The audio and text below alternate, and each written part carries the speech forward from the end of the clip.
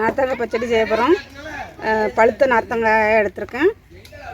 இதை இப்போ நறுக்கி நார்த்தங்காய் பச்சடி செய்ய போகிறேன். பொடிசாக நறுக்கி கிடணும்.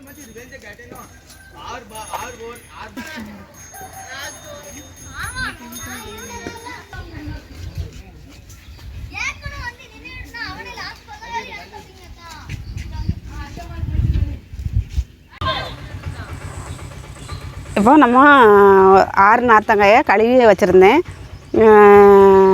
பொடிசாக நறுக்கி வச்சுருக்கேன். இப்போ நம்ம நார்த்தங்காய் பச்சடி செய்ய போகிறேன். இந்த பச்சடி வந்து நாகர்கோயிலில் ரொம்ப ஃபேமஸ்ஸு. அதனால நான் இப்போ செய்ய போகிறேன். முதல்ல அடுப்பு பற்ற வச்சுக்கிடுதேன். அடுப்பில் வச்சு வெந்தயத்தை வறுக்க போகிறேன். இப்போ வந்து வெந்தயத்தை போடுதேன். வெந்தயம் போட்டு வறுத்து இந்த கடுகும் கூட போட்டு வறுத்துக்கிடுதேன்.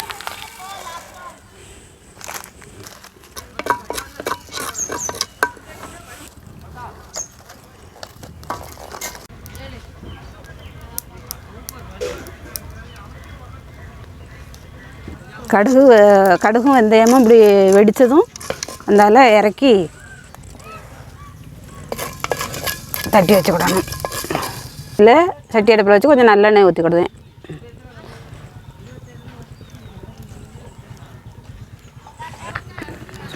நல்லெண்ணெய் கொஞ்சம் சூடானதும் நார்த்தங்காயை போட்டு பழத்தை போட்டு நல்லா வதக்கணும். அந்த எண்ணெய்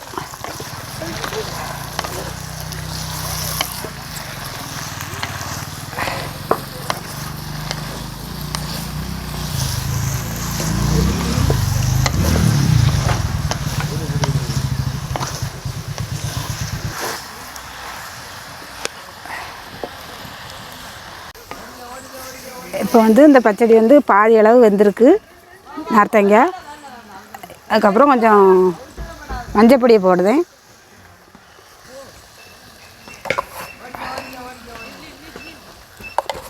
நல்லா கிளறி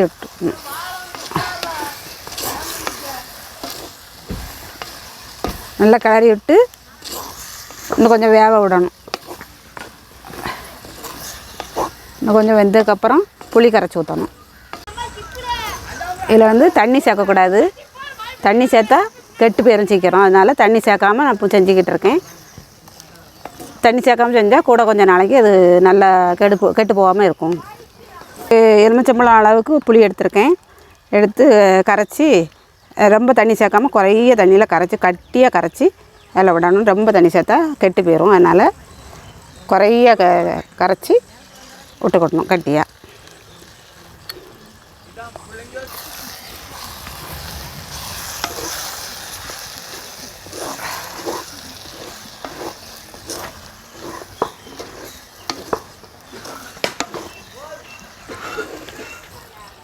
இந்த நார்த்தங்காய் நல்லா வெந்துட்டு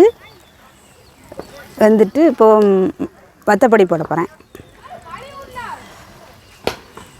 நம்ம தேவைக்கு தகுந்தபடி பருப்பு போட்டுக்கிடுவேன்.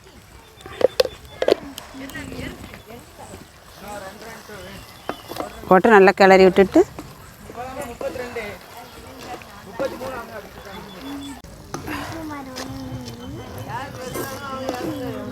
இந்த 6 நார்த்தங்காய்க்கு ஒரு 50 மண்டவளத்தை போட்டு நல்லா கிளறி விட போகிறேன்.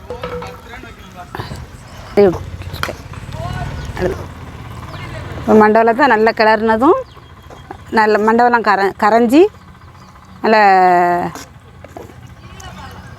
பச்சடி பதத்துக்கு வந்துக்கிட்டு இருக்குது. பார்க்கவே நல்ல அழகாக இருக்குது. நல்ல மனம் நார்த்தங்காய் மனம் அப்படி கபான்னு வருது. முதல்ல வறுத்து வச்சுருந்த வெந்தயத்தையும் கடுகையும் நல்ல பட்டா நுணுக்கி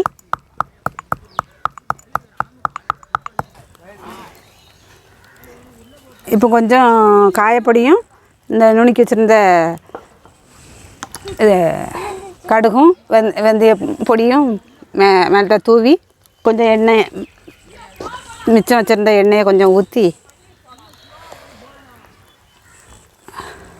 நல்லா கிளறி விட்டு